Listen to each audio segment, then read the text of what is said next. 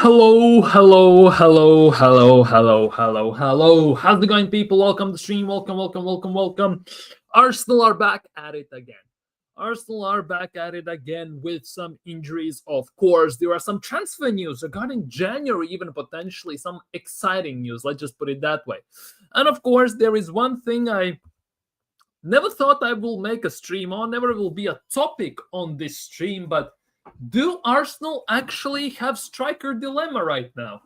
Do Arsenal actually have a striker dilemma? Because somehow our so-called number 6 or number 8, depends how you look at it, is Arsenal's, well, there's no other way to put it, best striker. Like, how does that even work? How has that even worked out in a year and a half? Go figure. Genuinely go figure. But we are here and I guess we have to talk about it today. So smash the like button if you haven't already. Subscribe if you are new around here. And of course, leave your thoughts down the live chat so we can tackle them, we can discuss them, and we can go from there. Big up Eros, Mikel Music in the building. Big up Eros. Hope you're doing well. World Cup draw just happened. Hopefully you're super excited to watch teams like Panama, like Vatican City, Andorra, Honduras, and all these teams play each other at, well, reasonable 6 p.m. and all these good hours. So hopefully you are fine with that. You're also happy with USA not getting out of the group pretty much. That is a given, I think. So good luck with that. Pochettino at the wheel, I believe that we will win and all that good stuff, of course. Hit the likes, people, if you haven't already. Subscribe if you are new around here and do all that good stuff. Big up Godfrey. I'm good. I'm genuinely good. I'm very, very good. I'm very, very, very, very good. Coach's dilemma. That's a different topic, isn't it? That's a completely different topic we will have to discuss at some point, definitely. But for me personally, this World Cup draw was so cringe, so embarrassing, especially when Infantino said, well, we can do a chant here. And they go, USA, USA. That was so cringe. It's actually embarrassing. I think genuinely my ears shriveled back up and I became a person that has no ears. I'm not gonna lie.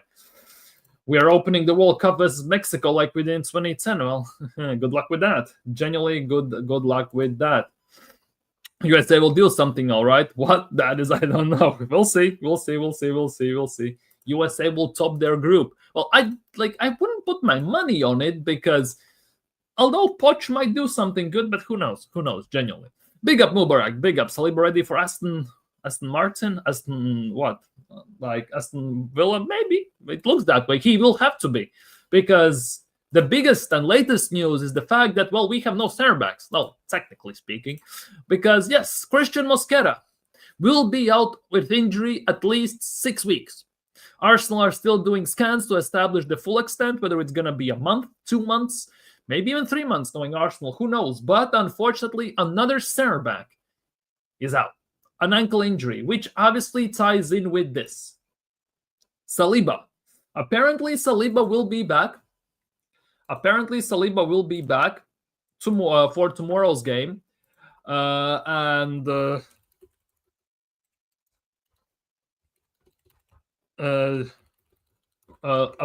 whether he's going to be rushed back or not, who knows. At the same time, Mikel Arteta has said that should be back. He should be good. He should be good. He should be available. So we're gonna see how that's gonna go, because ultimately at the moment it's not looking right. Our center back options are hella limited. Let's just put it that way. Our center back options with Gabriel out and, well, not having anyone else, to be honest. Saliba under question marks. It's a bit limited. It is a bit limited, but Mosquera is the latest victim of Arsenal injuries. 6 to 8 weeks. That's what they're saying right now. Apparently it's at least 6. And it could be more. Let's just put it that way. He will have further tests today, tomorrow, Monday, all this stuff. And of course, it's going to be a pain and a half. Another center back in January. No, we are linked with a midfielder in January. We're going to talk about that as well in a second. Big up, Hendon. Big up. Oh, it's not secured. Thank you for congratulations, but it's not secured, to be honest, because I applied for a job that basically is 9 to 5. Literally, 9 to 5. I know it's a hella cliche time, but it is 9 to 5. I went to an interview. Then they started to say that Oh, you might need to come in at 7. You might need to come in at 8 and all this stuff. Today I called. I said, I want to be here. I want to stay at this job. I want to take this job. And you know what they said in return? Well, we cannot give you definitive answer anymore. We couldn't come on terms with the boss at the moment. We're gonna get back to you on Monday. It's going well. It really is going well, because based on this, it definitely is not looking great. Definitely is not looking great. As soon as I said I need that 9, I cannot go at 8 or 7 because I have to take my kid to kindergarten. I need to do this. I need to do that. All of a sudden, complete different stuff started to come out, because they were super happy on Wednesday when I went there and I told that I'm glad to join and all this stuff. Yes, they confirmed it by phone. And today I get news that, well, I don't know. I know we couldn't come to a definitive conclusion with the bosses, so we're gonna still discuss it on Monday. So we're gonna get back to you on Monday. And I asked, why the hell you couldn't do that? Well, they come out with a reason that it's the time. It's going well. For me, the job was secured. I didn't look any further, but it looks like I may need to look a bit further. And it is painful, to say the least. Big up, Kwaja. Big up. At least 6 weeks. So the best squad in Prem, close to being bare bones. Yeah, the wheels are falling off. We need a new manager in January. Well, it's a bit different story. And big up, Claire. Big up, Claire. Big up, Claire. Big up, Mrs. Olise herself. Thank you for the super sticker. Much appreciated from the bottom of my heart. Thank you. Hope you're doing well today. Hope studies, everything is up to a point. Nothing is slowing you down and you are fully into it and everything is going great. Big up to you. Big up to you and much appreciated for the support. Big up, Gary. Big up, Gary. Hope you're doing well today, bro. Everything is fine. Everything is fine. Everything's going well with you. Go subscribe to Gary as well, people. Go show him some love. Go show him some appreciation. Also, an Arsenal fan, does a few streams during the week and everything. He's doing great there as well. He's going on some streams himself. So definitely show him some love. Show him some appreciation. So yeah, big up, big up, big up, big up, big up, big up. Big up. Who the thought these people Arsenal want to sign Matteo Bateo? Who is Berthe? Berthe is on a good one. Berthe is actually looking at some proper players. I'm not gonna lie. Berthe is actually looking at some proper players. We'll see. Big up, big up, big up, Cooper. Big up, Cooper. Hope you're doing well today, my bro. Technically it is a shame, but I still need definitive answer. I will get that answer on Monday. So I still have to wait. I wanted to start my job on Monday or Tuesday. They said, well, I'm gonna talk to the offices and we're gonna decide whether you start on Monday or Tuesday. And so far, all I have gotten, well, we don't know yet anything. That is kind of fun. I'm not gonna lie. I hate it. Good thing you found these things now about your. Yeah. Yes, exactly. I applied for a job which is 9 to 5. And all of a sudden, they are starting to say, well, 7 to 5, and not even 4, 7 to 5, so extra 2 hours, and 8 to 5, and all this stuff. It's all weird. Big up, AJ. Big up, AJ. Hope you're doing well. The hardest working mod in the community. Big up, AJ. Hope you're doing well, bro. Like and subscribe as well if you haven't already. Here is Gary's link. Go show him some love, people. Oh, dude, it was cringe. It was cringe. Trust me, it was hella cringe. It was hella cringe. Big up. I'm just talking. Big up. Thank you so much and big up. At least you have Saturday, Sunday now. You can relax. You can chill.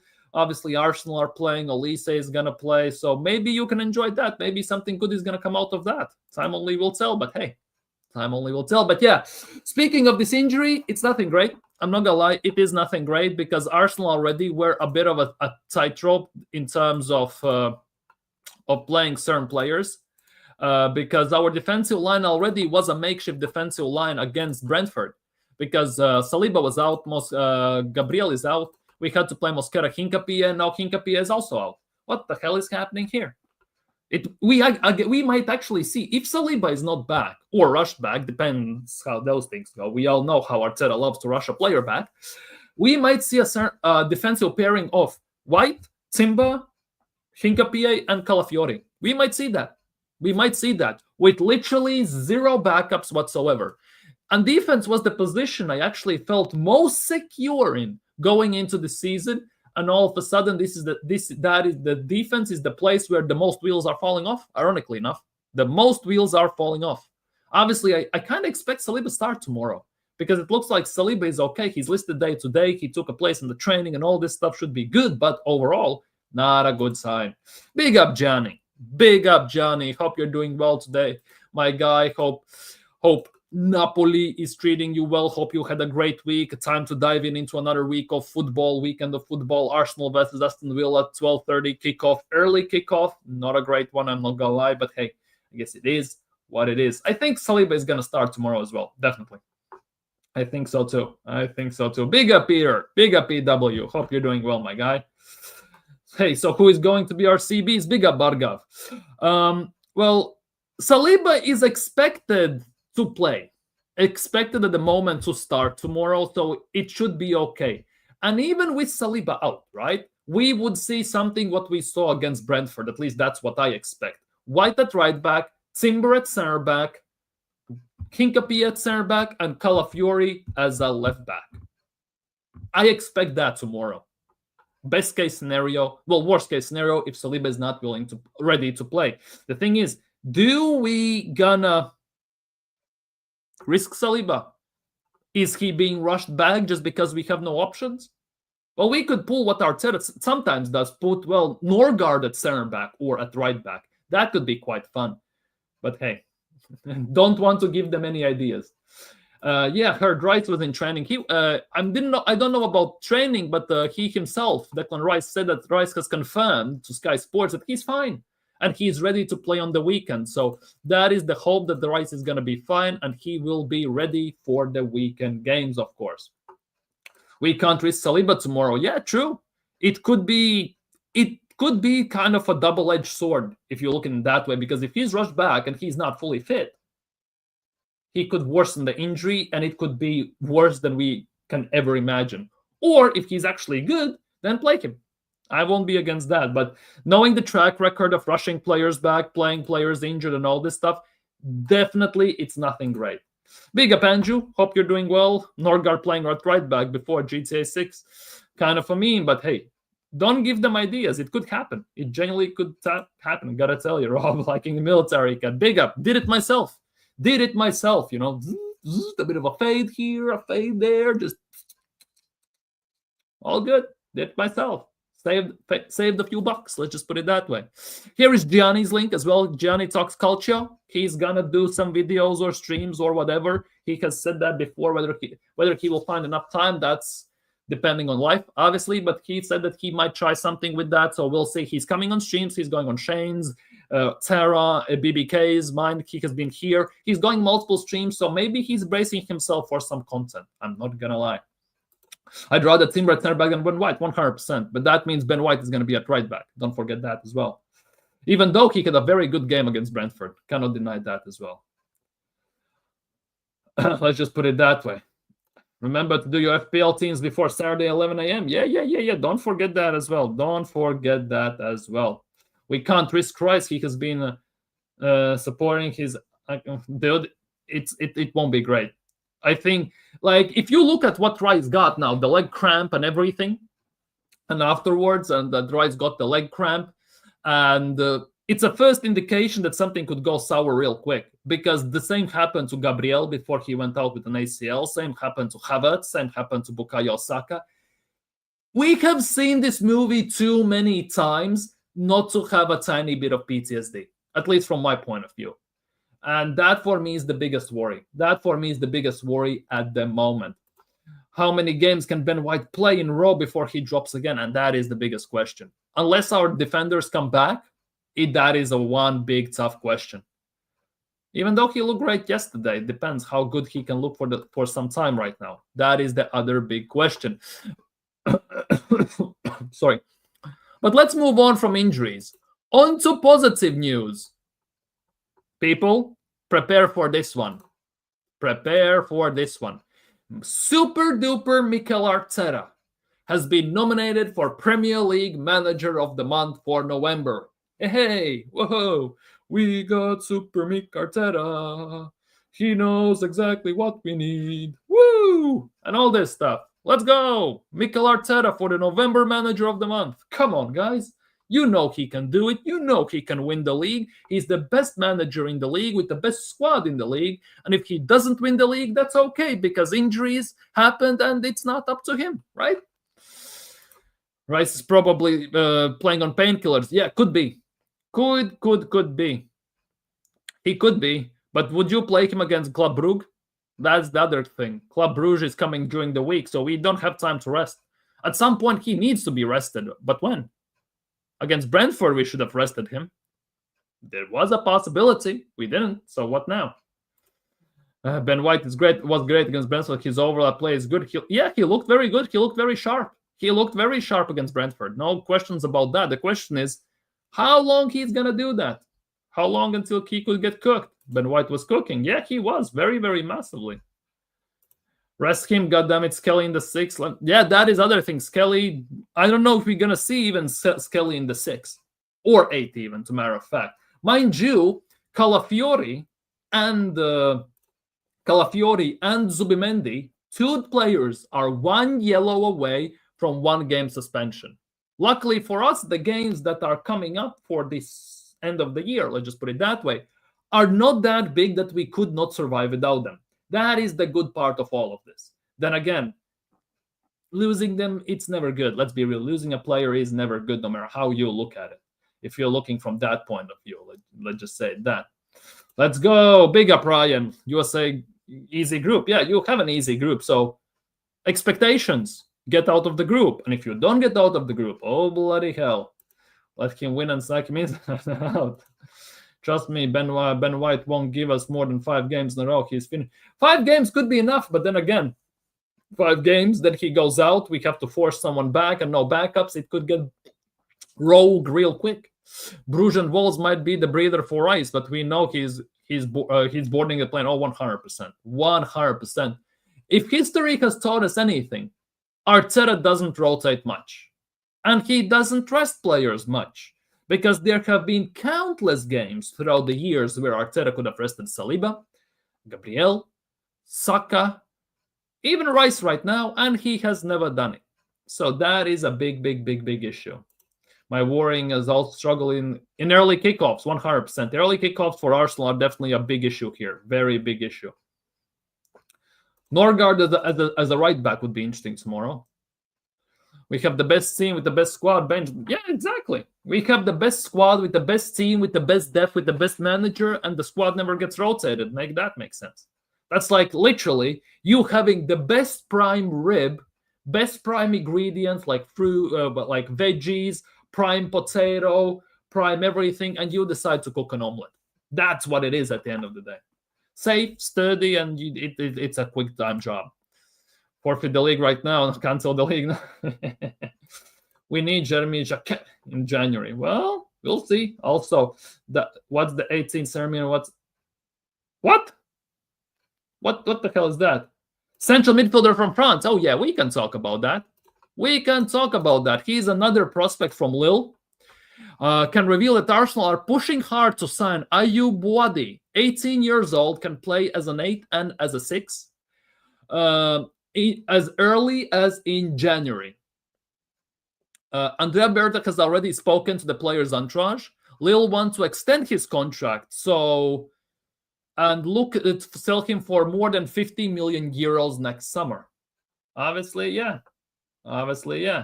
So it will be interesting. I kind of don't even want to look at that. I don't even want to think about this at the moment. We are looking at center back in Jacquet, and we are looking at this from Lille. Lille has actually had some pretty decent talents over the years. You know, if you think about it, Hazard, Osimhen, of course, we have had Gabriel from there and all these players. Right, Pepe, we got Pepe from Lille, and now we are looking at Bouaddi. The thing is, though, for me, Arteta, in his 6 years, in 14 days, in exactly 2 weeks, it's going to be 6 years of Mikel Arteta at Arsenal, right? In these 6 years, he hasn't signed a single goddamn effing French player. What are the odds that we're going to sign a French player right now? What are the odds?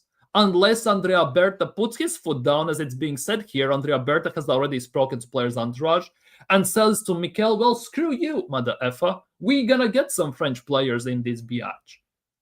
That's the only way I can see Arsenal signing any French players, because Arteta literally has signed 0 French players at this club. He has gotten rid of all of them, except Saliba, and the rest of them have been just a different story, wasn't it?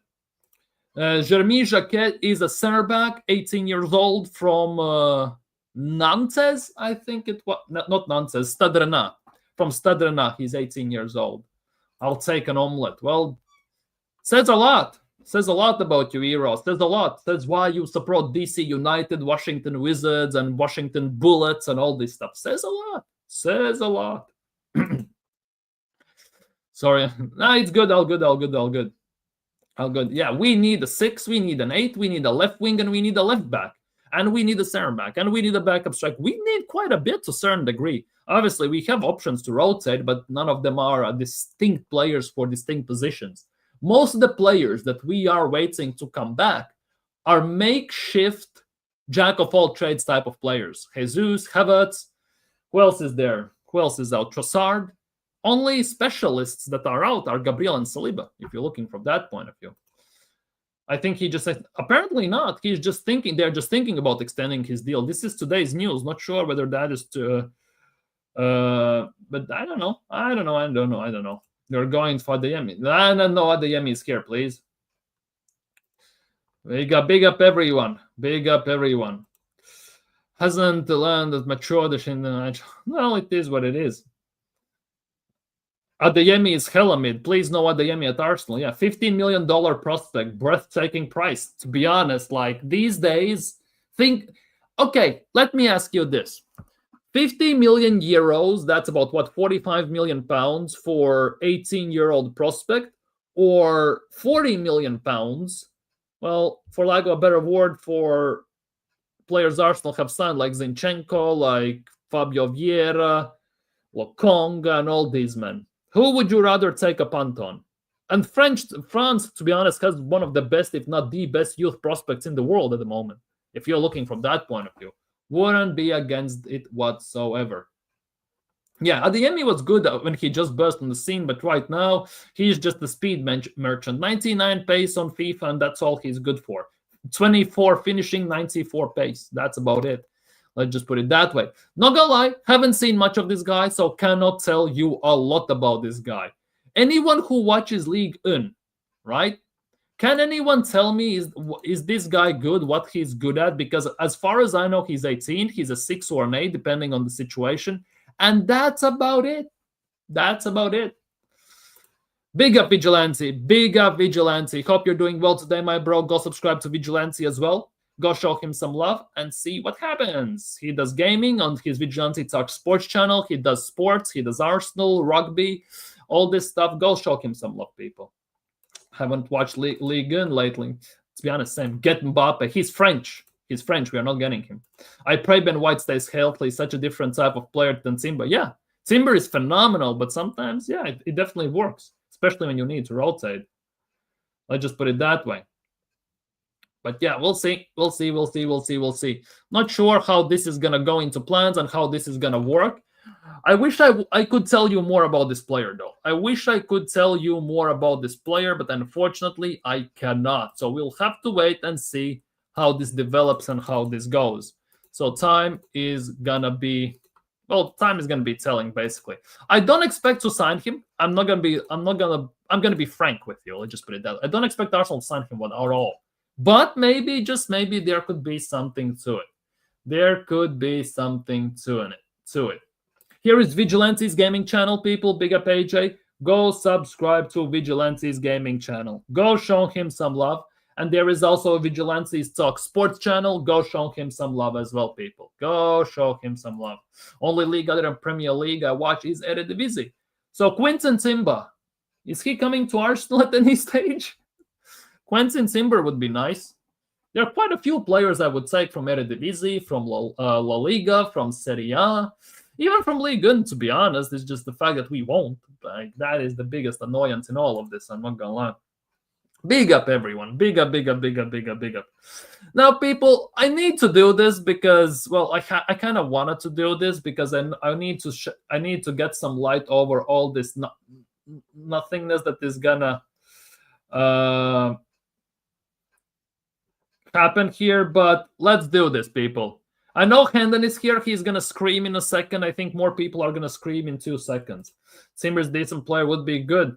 Additionally, exactly. I think so too. Quinton Zimmer is actually a very good player. We obviously don't trust Norgard bringing... Yeah, Norgard, this is the nuts part. We have signed Norgard to be in the midfield, and we don't play him in the midfield. We don't play him at all, to be honest.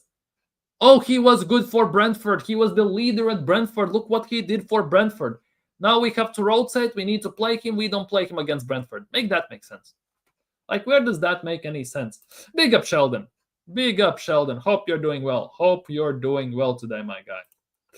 We probably might sign him, but he's not joining until summer. I only see 1-2 loan bodies. Yeah, I don't expect much in January. I genuinely don't expect much in January. Would be great if we sign someone in January. I will. Just depends on who. Because if we sign another Fabio Vieira, might as well not sign anyone. If we sign someone like Yildiz, oh my goodness, I'm going to be happy clapping like a seal here. So we'll see. We'll see how that's going to go. But yeah, people, 14 likes. Big up to you all. 14 likes, 21 people here. If you haven't already, smash the likes and subscribe. Come on, people. Come on. And we have to do this. I'm very sorry, but we have to. And breathe. Mikel Arteta's press conference before we play Aston Villa. Let's see what Mickey Ross settings in the Waffle House, gang, what he had to say. So get your syrup, get your waffles, cocoa, whiskey, coffee, tea, whatever you want to be, and let's dive into this mess that is Mikel Arteta's press. Let's do this, people. Come on, people. Let's see. Big up Abs. Big up Waffle Don. Hope you're doing well today, my guy. People, go show him some love. Subscribe to Abs. Does the watch-alongs, FPLs, panel shows, all that great stuff. Fantastic guy, fantastic community, fantastic content. And to go show him that love on his fantastic channel as well. Now that the signing there, Rob, I'm with you there. Exactly. Yield this to Arsenal. Make it happen. Make that 15. Big up, Sheldon. Much appreciate that. Big up to you. Big up. Yildiz. Oh no, I came too early. I could do without waffle sessions. Dude, if you're hungry, might as well eat up. Yeah, Eros knows it. Coonman music. Come on, people. Let's do this. Here is also somewhere has to be Abs' channel. Go subscribe. Click that link. Show him some love, people. Go show him some love. Well, we're gonna have to, unfortunately. Give Feyenoord a watch. Their right wingers. Musa was decent. Yep. I like Bakayoko. Not Bakayoko from PSV, yes, but I like Paixão as well to a certain degree. I wish we could have signed Paixão, but he went to Marseille, so that is not gonna happen. But it's gonna be interesting to see. All good, Vigilante. Thank you for dropping by. Big up to you, and I understand. I totally understand. All good. Can't be in 2 places at the same time, so I totally and utterly get it. Big up to you, my guy. Big up for dropping by. But yeah, let's see what Mikel has had to say on Declan Rice's availability. Let's see. I think with all the questions I'm going to get, the answer, unfortunately, is going to be the same. We have another training session in the afternoon, so this evening, that happened just now. Every hour is going to be very important to see the availability of the players. You know, sounds like you talk about people after surgery, right? Every hour now is very crucial in the recovery to see how he responds to the treatment and all this stuff. This sounds very, very surgery-like.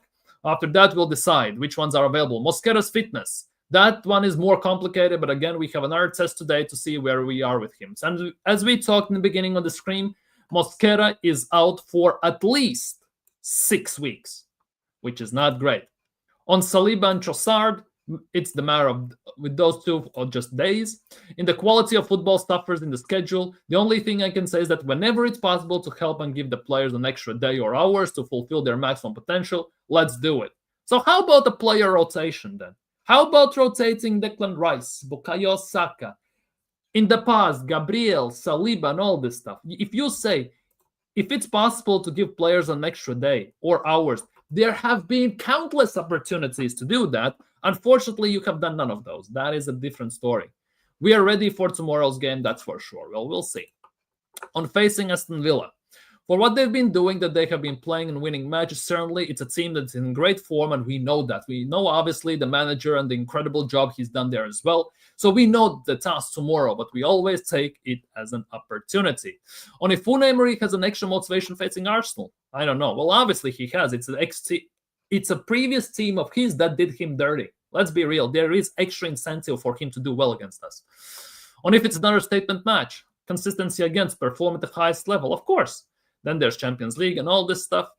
On what winning our match does to to other title rivals. Every time you win a game, obviously you're a little bit closer to the objective, and it's the only thing that we can do. We have to focus on performing, preparing really well for tomorrow. We know the kind of game that we're going to be ready and fulfill our potential. The issue with this is, if Aston Villa somehow get a win tomorrow, they will be only 3 points behind us. Yes, people. Yes, Aston Villa are third in the table and only 6 points behind us, which is not great, to say the least. What Mosquera's injury is? An ankle. Well, what a useless question. On Calafiori being on 4 yellows this season, and if it impacts his lineup or it's in a game deal, both. Especially against Brentford, and especially with the situation that we had at the end of the game, that the back line at the number that we have there. But Calafiori getting booked didn't happen, so good news. The thing is, if Calafiori gets booked now, it's a very safe bet to make him miss one game against Wolves or whoever we play afterwards. I forgot now on top of my head.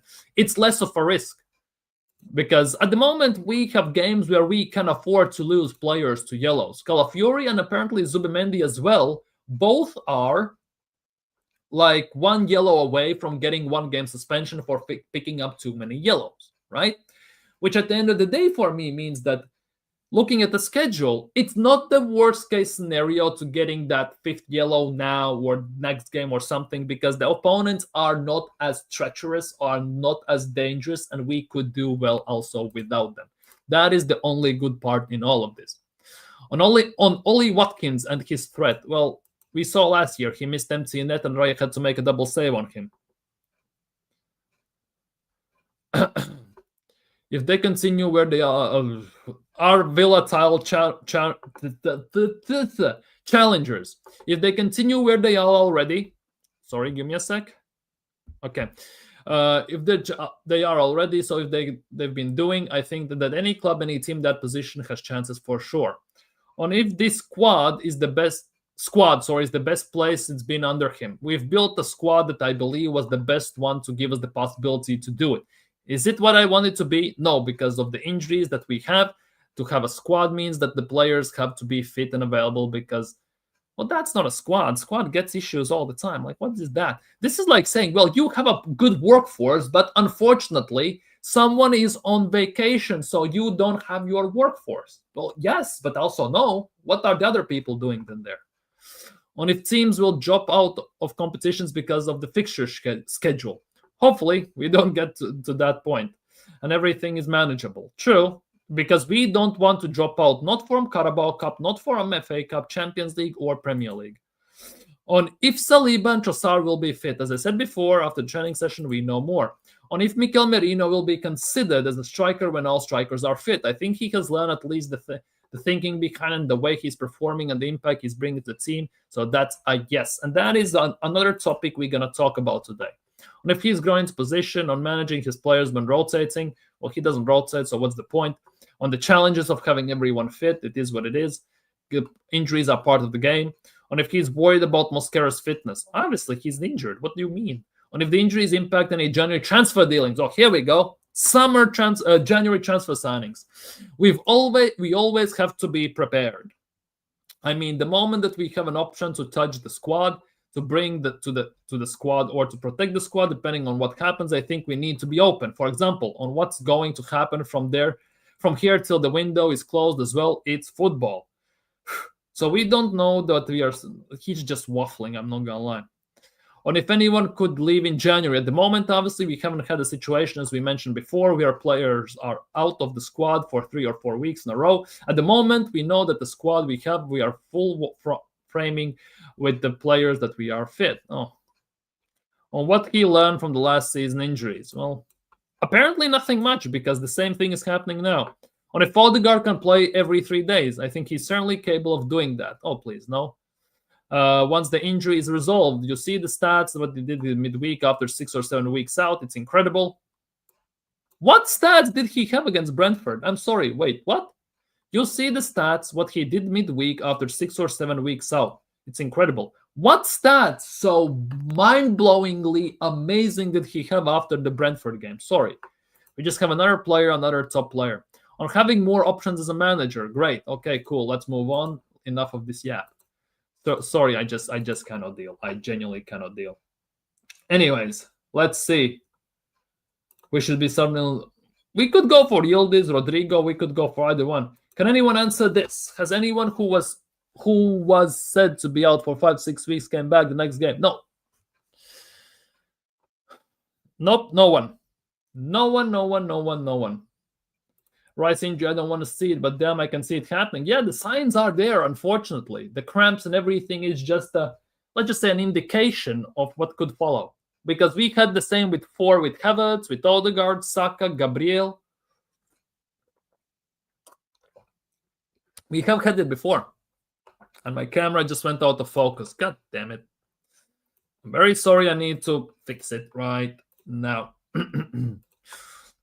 No creativity, no box-to-box strength. We'll see. Saka, 3 goals, 1 assist. Are those numbers for 300k a week? I don't think... Well, at the moment, yes. I think the thing about Saka is the fact that he gets more money based on what he has done before. I think there is more of that. Let's just put it that way. Stop saying that. We can do. Hope they don't let our... whatever you mean about that. I'm very sorry, but I'm not going to do that. Saka is 23 and 28-year-old body. The only overplayed. I'm just worried he starts missing games to do this health. Yeah, there could be that issue here. Saka's pass is 22. Yeah, but that is also the case of changing the styles, and that is definitely not doing any favors. Same thing with Trent. No idea who that is. Thanks for responding. Big up. Arteta can't stay here anymore. Well, we'll see. It's not a hamstring. It's an ankle. It's an ankle. Mosquera has an ankle injury. And he is going to be out for a while. 6 weeks at least. Could be worse. Let's just put it that way. So we're going to see about that one. The thing I wanted to talk about today, right, is this. Where is it? The thing I wanted to talk about today is this. Do Arsenal have a striker dilemma on their hands? Do Arsenal have a striker dilemma on their hands? Because Gyökeres obviously is back. Merino has put in a very strong argument for him to be a striker right now. Whether you want to admit it or not, Arteta actually has improved Merino. He's doing well. Yes, we bought him as a midfielder, but we are playing him as a striker, and at striker, he is playing much better than in the midfield for Arsenal.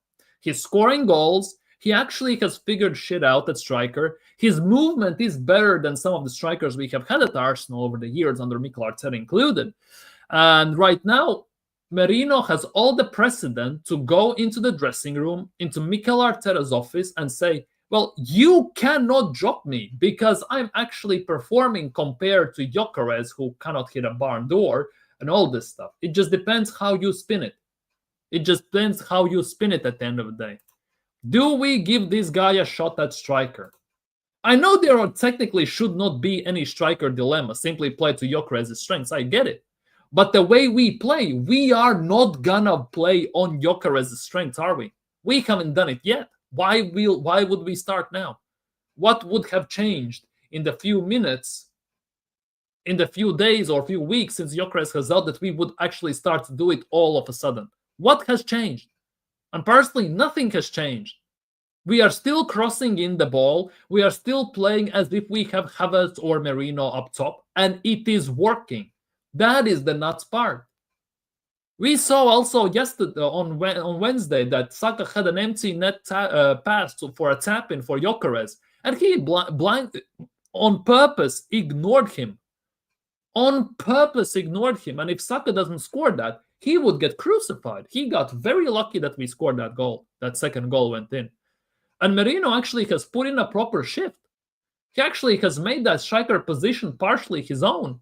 Yes, he's not an out-and-out striker, Yes, he's not this, he's not that, but he actually has some decent movement in the box. He finds the right spaces, he makes the right runs.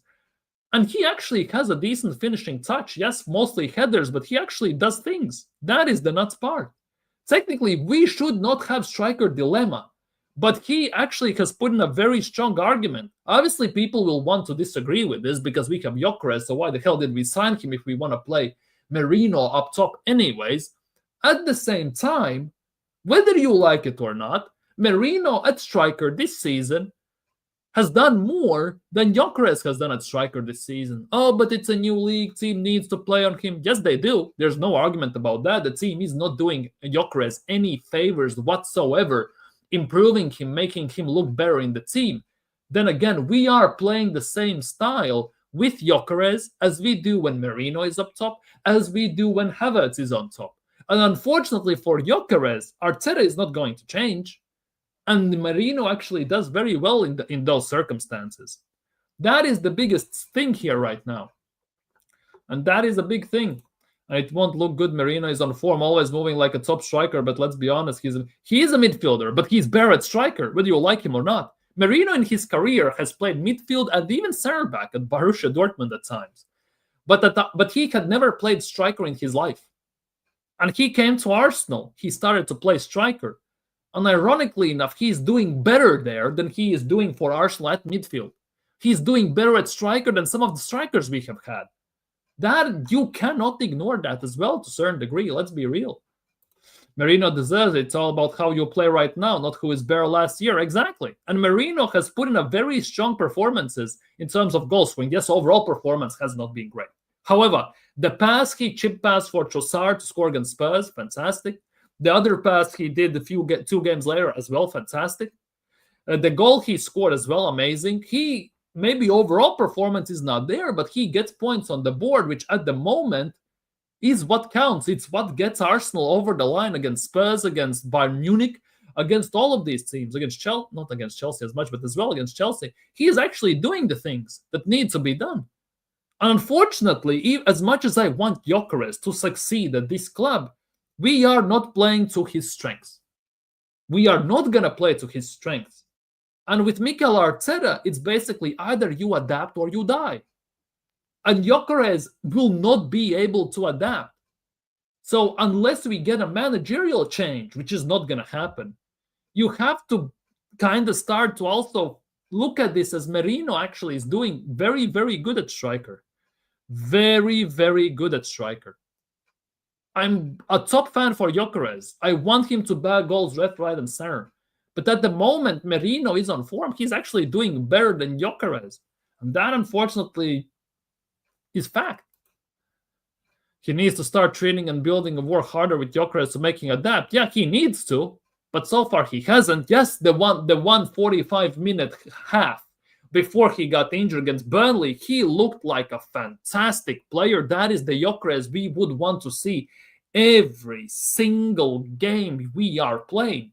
But unfortunately, that injury happened, and we might not see that again, depending on the circumstances, obviously. Play Gyökeres. Merino has been fantastic, but we'll be rolling around the road. We need a physical presence. True, in those terms, true. But that is nothing is wrong with passing. I know, realizing that Saka does barely passes anymore. Yeah, Saka is very selfish. In the last year or so, more specifically after the injury, he's been very selfish. Now Merino is a yes man. He ain't knocking on any doors. He still will be played anyways. Then again, Gyökeres didn't show much lately, and he probably should start versus Bruges. Okay, Club Bruges and Wolves and get a 20 versus... Yeah, definitely. Gyökeres, I would play against Bruges. I would play him against Wolves just to get him in, but definitely. Gyökeres is a 9, but he needs to play and be more in the game to adapt to top. That's the thing. When Gyökeres got the Gerd Muller Award in the Soccer Awards or whatever that crap was, when he conducted the interview, he kind of indicated and partially mentioned that the why he got it at Sport, thanks to Sporting, was because they play in a different style. They played to Gyökeres' strengths. They played open football. Gyökeres had space to run into, to counterattack, to run in between the lines and everything. We don't have that luxury. We could if we changed our game style, but we won't. Team's going to park the bus. So Gyökeres already, just looking from that point of view, is on a partial disadvantage, whether you like it or not. So go figure. Genuinely go figure. But to totally dismiss at the moment the fact that Merino is crap and he's doing nothing at striker also is very wrong, in my opinion. Merino actually has done very decently there. Very, very decently. And there's a very strong argument to be made that Merino should remain at the moment at striker until Gyökeres again gets back into gears after coming back from the injury and everything. Play Gyökeres against Club Brugge. Play against Wolves. See how he does. Maybe he can figure stuff out and then he can start consistently perform to Premier League. Exactly. They are totally different strikers. Exactly. We should be able to play the proper striker. Merino is way better than Havertz, and it shows, to be honest, it shows with the passing and the scoring. That goes without saying. Somehow Merino has better finishing touch than Kai Havertz, ironically enough. But you as well, that is the nuts part. Gyökeres compared to Havertz, compared to Merino, completely different strikers. There's no question in my mind that I would prefer Gyökeres up top. Without shadow of a doubt. But looking at this instance, how they are performing, given that we're not going to change our style, how we play with the crosses, low, high crosses and everything, Merino somehow suits this crap better than Gyökeres, whether you like it or not. And that is the biggest annoyance, and that is something that hurts. I'm not going to lie, because I want nothing more than Gyökeres to succeed at this club. Because I already can tell you this much. If Merino somehow, by some weird goddamn miracle, outscores Gyökeres this season, all the Sesko lickers and all this stuff, Sesko fanboys, gonna be in chat and saying, see, I told you we needed to get Sesko over Gyökeres. Sesko is more close to Havertz and Merino than Gyökeres is, and all this stuff. You already can see this happening. You already can see this happening. Big up, DJ. Big up, big up, big up, big up. Yeah. Mikel, R9, Merino, Nazario. That's who we have up top at the moment. Merino is good. I said he was bad, but Gyökeres can do it. Gyökeres can do it, but different type of striker, and unfortunately it doesn't work. Robo, a huge Gyökeres glaze, but I think Merino is better for the right. Exactly. That, I am the same. I love Gyökeres. I want him up top. But at the moment, it's undeniable that Merino up top does better job. He completes our attack somehow better. We are more comfortable up top with with Merino, because he suits the way we want to play more. Because Arteta won't play to Gyökeres' strengths, which means team won't play to Gyökeres' strengths. And Gyökeres will be like the third wheeling basically all the time. He's going to be like the third wheel in the team unless we change. And that is not going to happen. Because even when Gyökeres plays, you can see that we still play the same style as if we have Jesus in the number 9, Havertz in the number 9, or in this case, Merino in the number 9. We still are doing the same instances. I'm a huge Gyökeres. Exactly, same. I'm a huge Gyökeres fan. But Merino at the moment at number 9 is much better, whether you like it or not. And the left wing position, the attack is dead. Yeah, Trossard came out and we have no left wing presence whatsoever. Let's be real. How about 4-4-2? Would be nice for Mikel Arteta to try 4-4-2, 4-2-2, by the way, 4-2-2, 3-5-2, something with 2 strikers up top. I would love to see that. Like maybe, I don't know, Merino Gyökeres up top, Havertz Gyökeres, Martinelli Gyökeres, something like that up top. A different dynamic, different change of pace, something like that, definitely.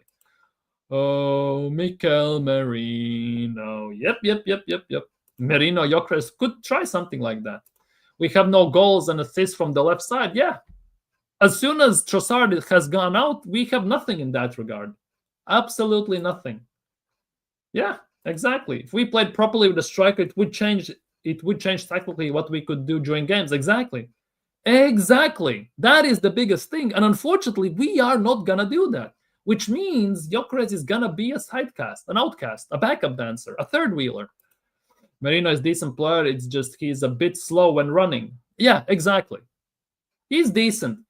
Ironically enough, Merino has played midfield like 80-90% of his life. And somehow, in his 28 years, he's now 28, if I'm not mistaken, 29 years old, he has found his calling, which is striker. Don't get me wrong. I'm not saying that Mikel Merino is the long-term solution for our striker. No chance in hell. But based on the current form, he is the best option. Ironically enough. Madueke is not. Yeah, I much rather see Madueke as a right wing. Madueke at right wing is 10 times more effective than on left wing. Would love to see Saka on the left wing, though. Would love to see Saka there. It's not the Sesko lickers. That would be annoying. It's the donkey one. It would be both, because most people who wanted Sesko also love Donkey, Kai Havertz. Arteta does not play to Gyökeres' strength. Exactly. Arteta is too conservative with the slow matrix ball. Yes. Hence why Merino works, ironically enough. Hence why Merino works. Yo, this photo is goated. Just.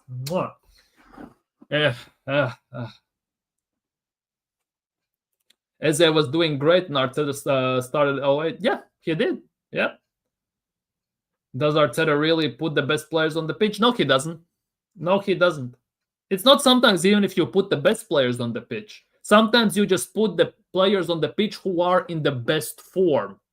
Because the best player in the team might be on the worst form in his life. And your average player can be in the best form in his life.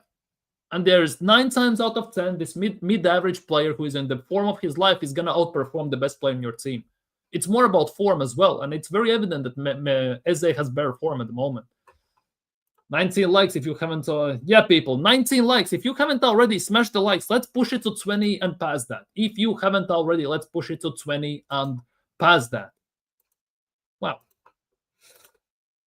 Yeah, he does. Eze was on form. 6 GA 10 starting and drop scheme. Yeah, exactly. Trossard is our most underrated player. On the left, 100%. Trossard, ironically enough, is our best finisher in the team. It's very weird to say, but Trossard is Arsenal's best finisher in the team. Obviously, we should say that Gyökeres is, but there's no sample size to go upon. If we go from Sporting days, yes, he is the best finisher. But ironically enough, Trossard is the best finisher in this team, in our attack. What's the point in making Vanjeri and Dauman train with the first team and sign contract extensions to be? Yeah, that is also a nuts one. What is Vanjeri and them doing, man, there? Odegaard has been, as well. Yep. Eze has to start in the 10. Tomorrow, starting 11, by the way, will tell a lot how Mikel Arteta views this game and what type of result he expects from this game. Let's just put it that way. Everyone's, including me, always hated the Trossard, but he does the job, yeah. Only issue with Trossard is that he doesn't have the pace. And he is too inconsistent at times. But he has the technical ability, he has the vision, the footballing IQ, he has it all. It's just the fact that he is inconsistent and he doesn't have the pace. 2 things. That's about it. We can live without the pace type because he can balance it out with the other stuff. The inconsistencies, that's a bit different story. Merino in for the Ballon d'Or. Yeah, Merino for Ballon d'Or. I said that last year. We're going to do it again. Can you ever post or show where to get the Merino photo? I want that photo. I did. I'm not gonna lie. It's all over Twitter. It's all over YouTube. And if you Google Mikel Merino R9, right? It will pop up as an Instagram link as well. It will pop up as an Instagram link, as a Reddit link as well, and you can get it from there. You can get it from there, Ryan. He does the job more at left wing, yeah. Odegaard hit against Brentford and will start. Yeah, you see, everyone says Odegaard hid. Odegaard hid against Brentford, right? But when Mikel talked about Odegaard, right? Where is he? Where is it? Let me check. Odegaard. Yeah, here it is. Odegaard. You see, when Mikel spoke about Odegaard in the press conference, right? He said this. You see the stats. What he did in midweek after 6 or 7 weeks out, it's incredible. What did Odegaard do against Brentford that it was so outstanding, so incredible, so phenomenal. What did he do? Like, serious talk. Because, well, stats don't back it up, do they? So, no doubt our best second player, he cooks. Yeah. If Odegaard starts, then Arsenal will lose. Big possibility. Big possibility. He's very weak. He's weak. He's gonna get bullied by the midfield of Aston Villa's. What else without shoutouts? Rare C Merino gets dispossessed.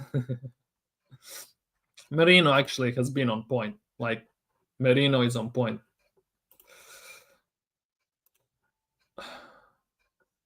So predictions, whilst I see any of the three results, the most probable is 1-1 for me. Not sure if it ruins the weekend, but definitely a bare pill. I'm saying 2-1 Arsenal. I said in the preview.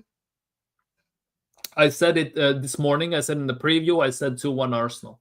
The thing about this game is, as I said before, if we look at this table, right? Give me a sec.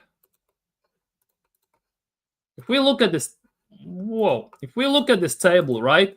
Aston Villa are third in the table at the moment, 6 points behind us. God forbid we drop points against Aston Villa, because they are only 6. If we lose, they will be only 3 points behind us. It's gonna be even worse. Like, they are not that far behind us. It's not that far off. It's a very close. As Mikel Arteta says, fine margins, guys. Fine margins, guys. Merino for Ballon d'Or charge, 100%. Yeah, Arteta glazes Odegaard, 100%. He appeared, basically. Yeah, that's what his amazing stat was. Like, he did nothing. If everything goes perfectly and win a couple of trophies like Prem and Champions League, who we won for Ballon d'Or? Depends on injuries, but I would say Declan Rice. I would push him for the Ballon d'Or, provided we win Premier League, Champions League, something like that, and Declan Rice doesn't get injured, plays throughout the most of the season. I would say Declan Rice.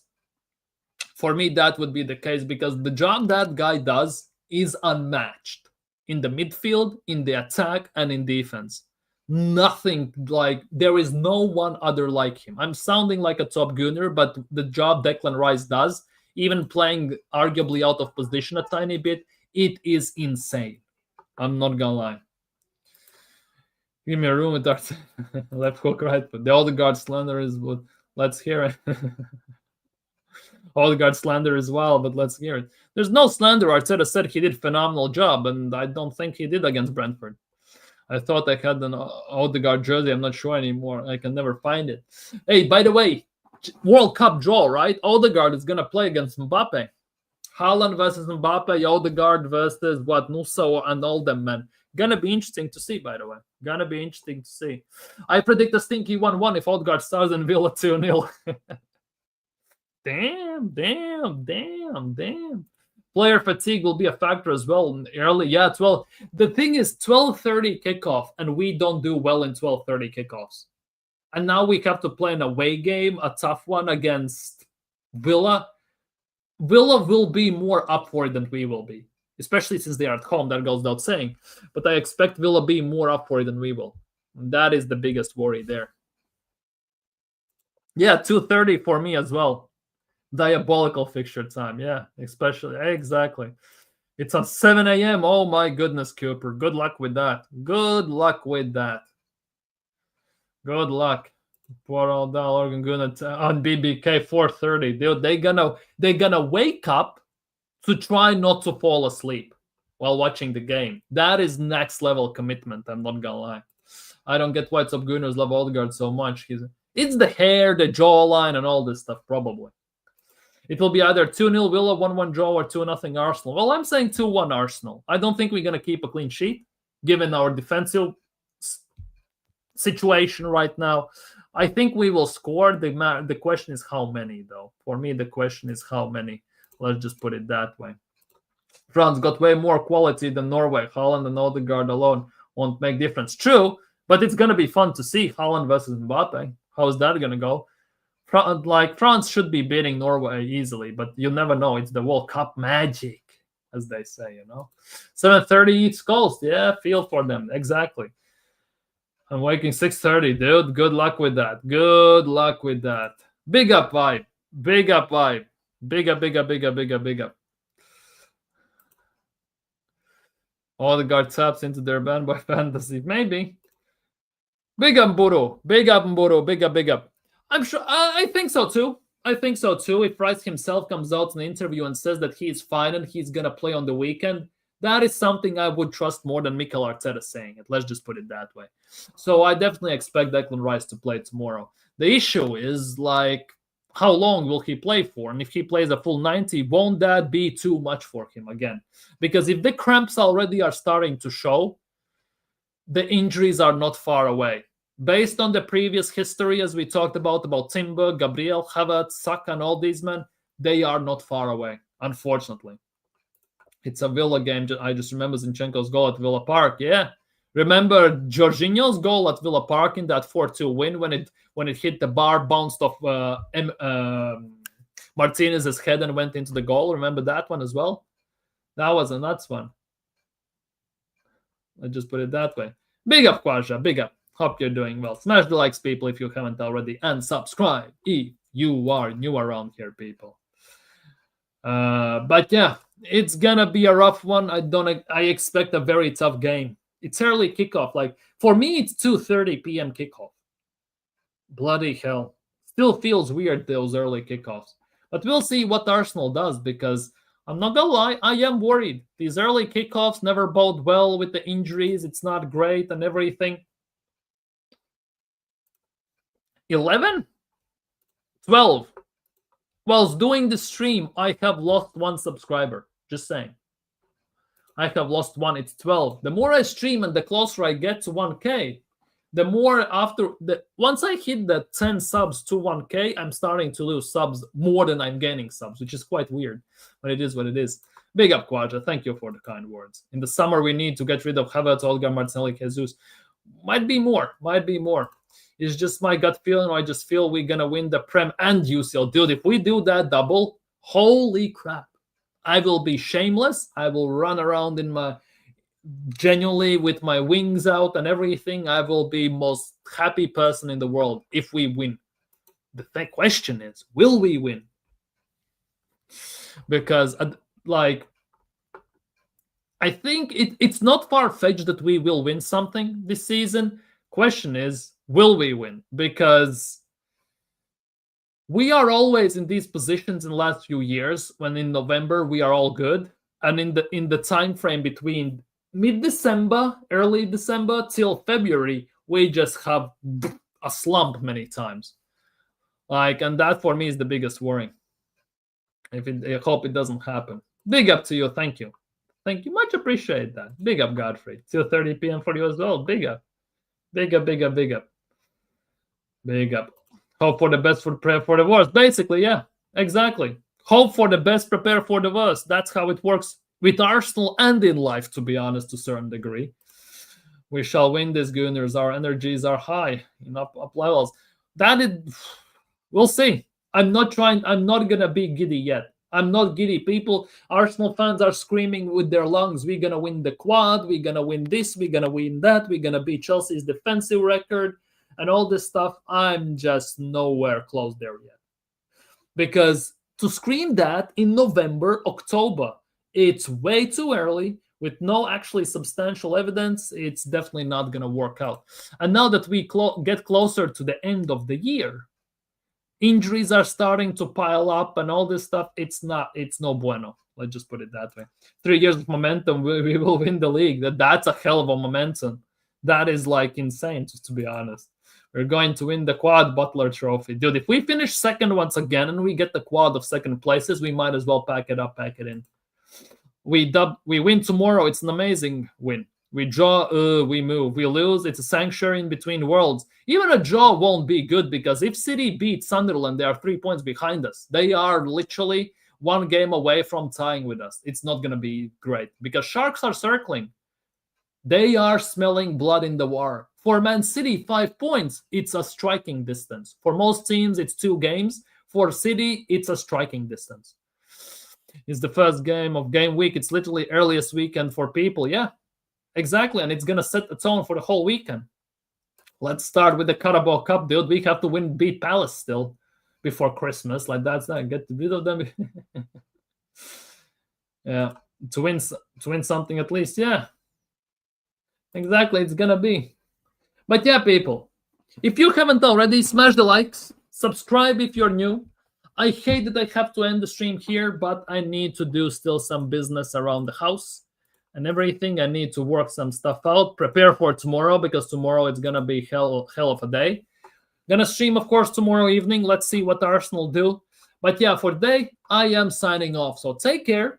Enjoy the game tomorrow. Hopefully you're feeling great. Hopefully Arsenal make us happy tomorrow as well. But for now, I am piecing the scene. Big up, everyone.